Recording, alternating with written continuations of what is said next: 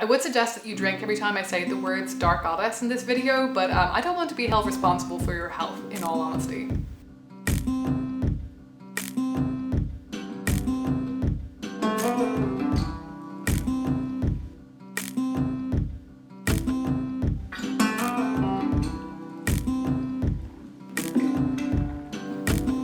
So I realised today that I've been doing a PhD on the Dark Goddess for 3 years, and in that time I have only made one video on the topic of the Dark Goddess, like specifically on that concept, which is kind of shocking to me, but maybe makes sense because I have spent those 3 years grappling with the topic, figuring out what I understand the Dark Goddess to mean and what comes under that rubric and how I want to think and talk about it in my thesis. So I haven't really had room to think about the Dark Goddess from the context of a practitioner and from you, and think about what might be a helpful thing for me to talk about on the channel versus how I might discuss the topic in a more kind of academic context and thinking of it in kind of from a social scientific perspective. But I'm at that stage with the project now where I pretty much know what I'm saying, where I'm going with my thesis. I'm very much at the writing up stage. I've done a lot of writing already. So I kind of have a better understanding in my own head of what I think of the term, how I define it. I know what all my sources have been, and I just feel like I'm ready now to maybe start talking about the Dark Goddess a bit more in this channel. And this is probably going to be an ongoing series. I don't know how often I'm going to make these videos, but certainly I will be making more on the topic, and especially depending on how much that you are interested in this topic. I'm very happy to answer questions in future videos and go into topics that you ask me to go into, and so on and so forth. So as I said, I did make a video on the Dark Goddess before, and it was kind of an introductory video, but it was mostly kind of talking about the idea of deviant spirituality and the Dark Goddess as being sort of deviant, and especially in relation to kind of normative concepts in Western society and so on and so forth. So I will link that video up above in the linky thing as usual, and you can go and watch that if you like. But that was very much at the very beginning of my research. At that point I hadn't actually read all of the texts that I have now read on her, and I've got a much more informed notion now of what I'm talking about when I say the Dark Goddess. So first of all, what is the Dark Goddess? When I talk about the Dark Goddess, I am talking about a specific concept that has arisen in the context of contemporary paganism and goddess spirituality and the kind of New Age movement as a whole. I'm not talking about anything else beyond that, because there are of course many other ways that the term has been used. But when I went to look for books that had the title The Dark Goddess, or had the words The Dark Goddess in the title, that were non-fiction, I stuck to non-fiction to kind of give myself some boundaries. I discovered that there actually aren't as many books on the topic as I expected.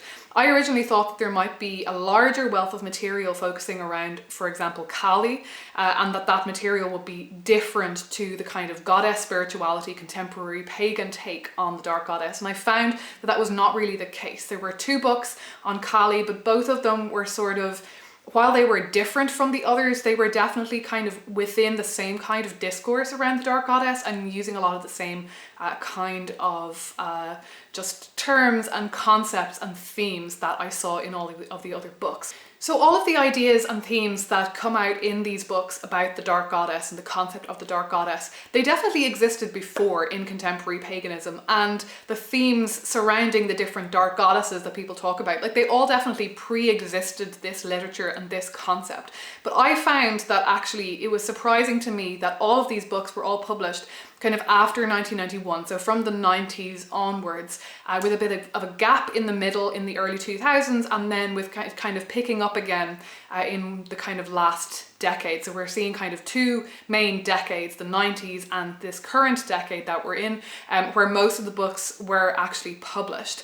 And it's very much the kind of concept that you will probably have encountered on YouTube. The Dark Goddess is usually seen as a sort of archetype and almost as a kind of label which encapsulates lots of different goddesses. Another thing to mention is that I read 1 or 2 scholarly essays on the concept of the Dark Goddess that were being quite critical and assuming that the Dark Goddess was a goddess that had dark skin.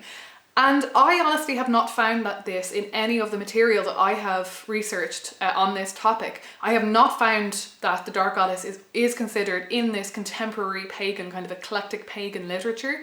I have not found that that's been the understanding of what it means at all. It's been very much a different kind of understanding of the term dark. So dark has generally meant an association with nighttime, with destructiveness, with things that are kind of on the waning side rather than the waxing side of things, and generally just sort of associated with dark energies. So generally associated with things that people like to avoid, which people are afraid of, and that kind of thing. There's a lot of association with fear and the occult and things that are kind of mysterious and go bump in the night.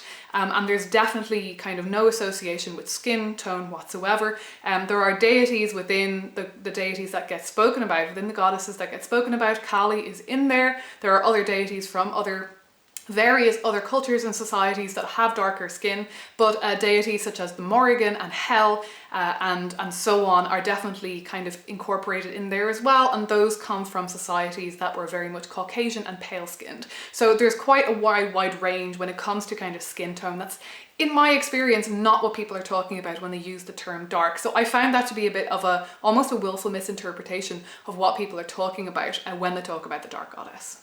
So one of the main things to note when people are discussing the Dark Goddess as a title is that it is pretty much always understood to be an archetype, and this term gets used mostly by people who have an archetypal understanding of deity. So it's usually used by people who understand, say, that like all goddesses are part of one kind of larger goddess, or all deities are one kind of larger part of a greater all-encompassing universal divinity, and that the Dark Goddess is kind of one understanding of divinity, it's one part of divinity that is one part of existence, and that it's kind of just kind of one way of looking at reality, rather than it like the Dark Goddess being one specific entity or a human-like personal deity that you can kind of interact with.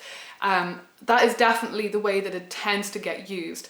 Of course, the people who are working with dark goddesses, they're very wide-ranging. So you might find that there are people who refer to, say, the Morrigan or Hecate as a dark goddess, but that they have much kind of more hard polytheist understandings of that deity. So they might not see that specific deity as being an archetype. They might see the deity as being very much their own entity, their own divine being, but they use the term dark goddess as a kind of explanation for the kind of goddess that this goddess is, and they see it more of as a grouping rather than one archetype.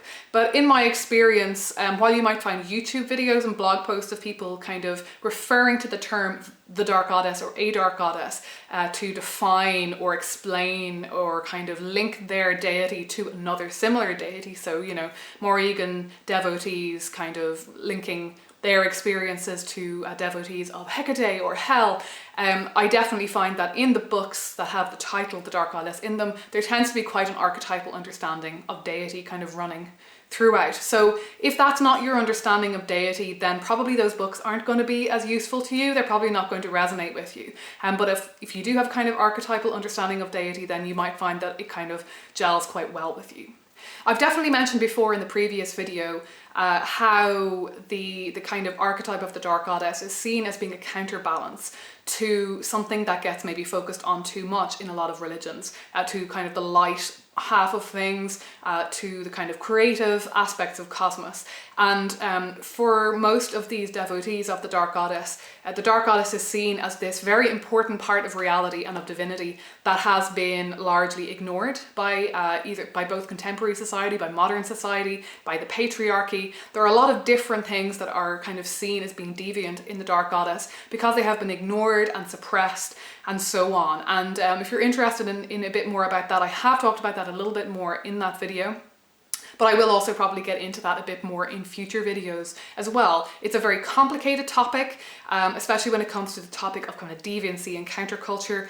There's a lot of different stuff going on in there. I have written chapters, whole chapters, thousands and thousands of words on these kinds of topics. But yeah, generally speaking, it's kind of this understanding, not that the Dark Goddess is just one possible way of you looking at reality or looking at divinity, the Dark Goddess is being upheld by these authors and often by these YouTubers, because those are the two kind of areas that I most looked at. I'm sure there are a lot of bloggers and other kind of content creators out there as well, but the Dark Goddess is very much being looked at as something and a very important part of divinity that has been ignored and that therefore kind of must be looked at now. So we're kind of being encouraged by these people to look at the Dark Goddess within ourselves and in the universe, and to kind of redress that ignorance and redress that repression, and that we really need to kind of counterbalance that. So that kind of justifies an overt kind of focus on the Dark Goddess in spirituality, I think. There's this feeling that like maybe your practice doesn't need to be perfectly balanced between the two, because you've probably been focusing on the light, and people generally focus on the light in your life, and there's this sense that there's a lot of repression happening because of that, and that the only way to kind of work through this is by working with the concept or the energies of the Dark Goddess. So you may have picked up on there that I mentioned the Dark Goddess in the self. This is another really common topic within this material, is this idea of the Dark Goddess as being something that is within the self or part of the self. So there's a very strong kind of psychologization of deity in this discourse. I wouldn't say that the Dark Goddess is seen as only being part of the self and that the archetype is reduced to something psychological. There's definitely an understanding that it goes beyond that, that it is something that is within yourself but also outward of yourself. It's a very kind of strong pantheistic or panentheistic understanding, I would say, where kind of the divinity without is reflected within. But there is kind of this emphasis always on working with the self, and this is often seen as the best way to kind of encounter the Dark Goddess is by going deep within. I haven't really found any other strong suggestions for how to encounter or discover the Dark Goddess other than delving into the shadow and delving into kind of repressed parts of the self. And that's something that I'm also grappling with in my thesis, and that I will hopefully talk about a bit more once I figured out how best to address that on the channel or in other content. But that's kind of an interesting part, and it's something that I really had to grapple with when I was writing my thesis. Was I'm not writing, my thesis is not theological, so I definitely wasn't wanting to just discuss the theology of the Dark Goddess, but I knew that I had to figure out what the theology of the Dark Goddess was before I could discuss it from a social scientific perspective. And that's very much the focus I ended up going on, was this kind of counterbalance between her as being part of the self and as being other to the self, because there are the two things are very much there. There's very much this kind of contrast between those two things.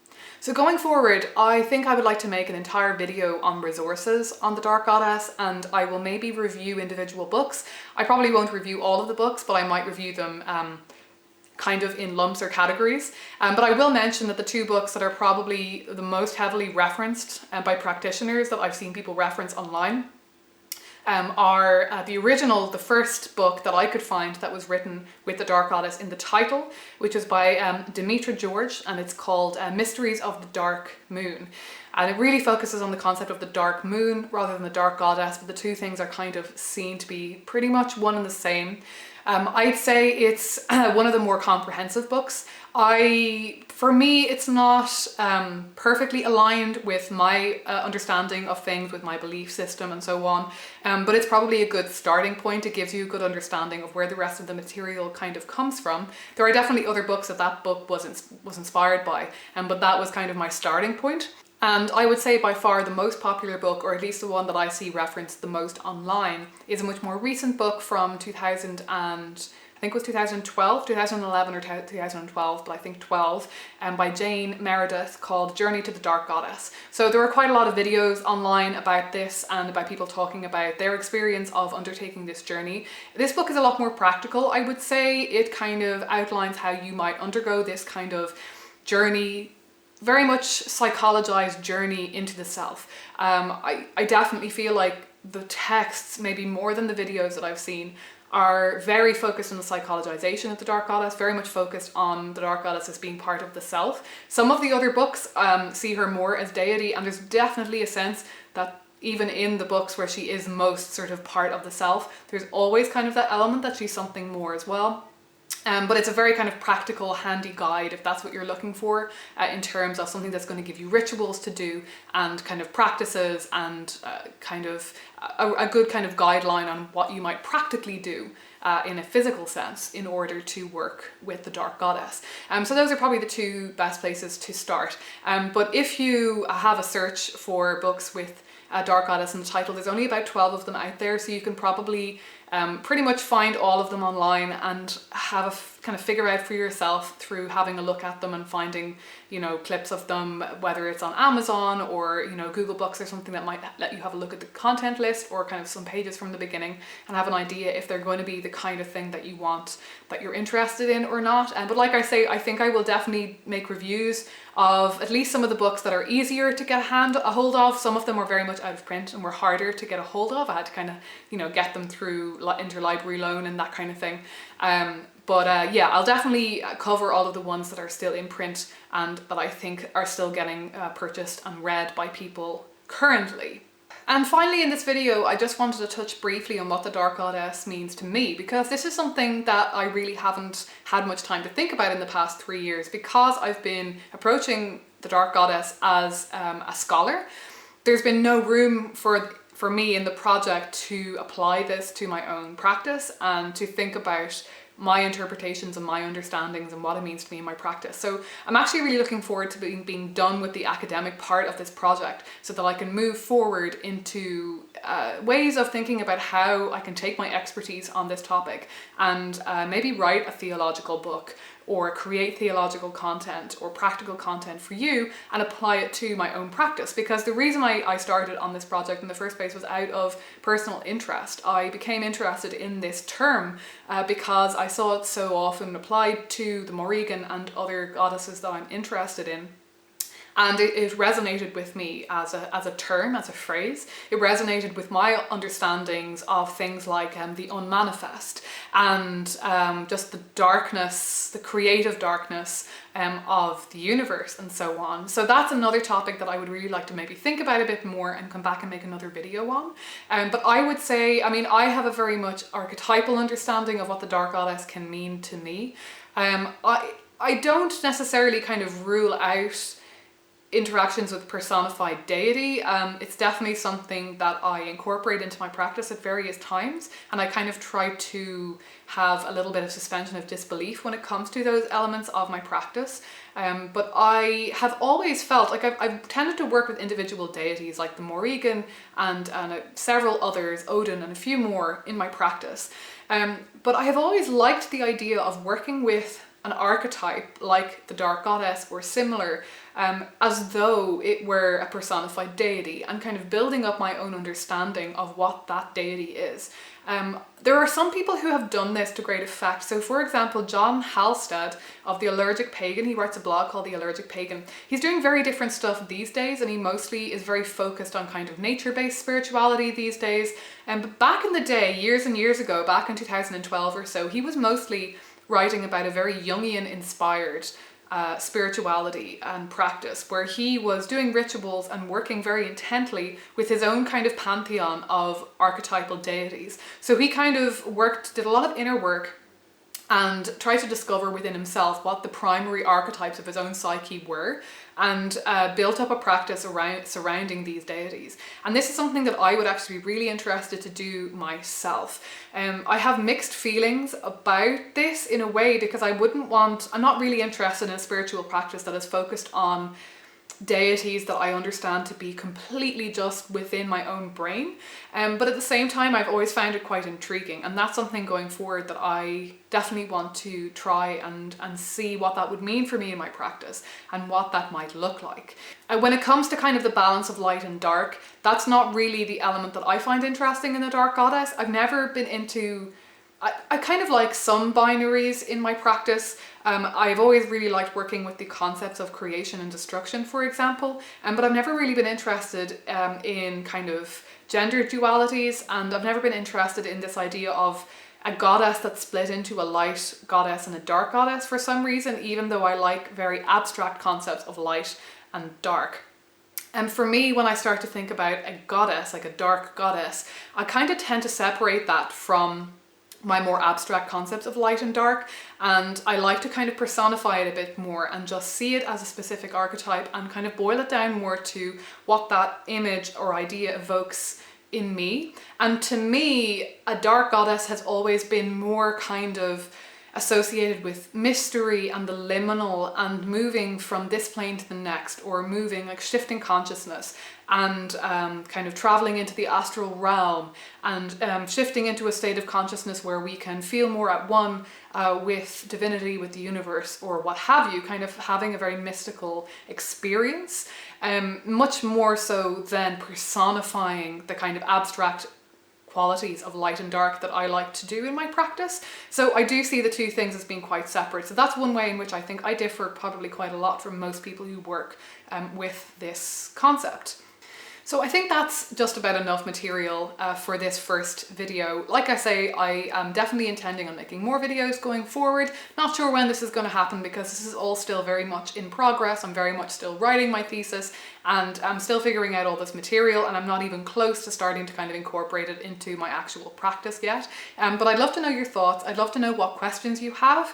I'd love to know what kind of material you'd like to see on this going forward, because I have various different possibilities that I can work towards. I can work towards creating a manuscript very much based on the thesis that I've written that might be sort of relevant to practitioners.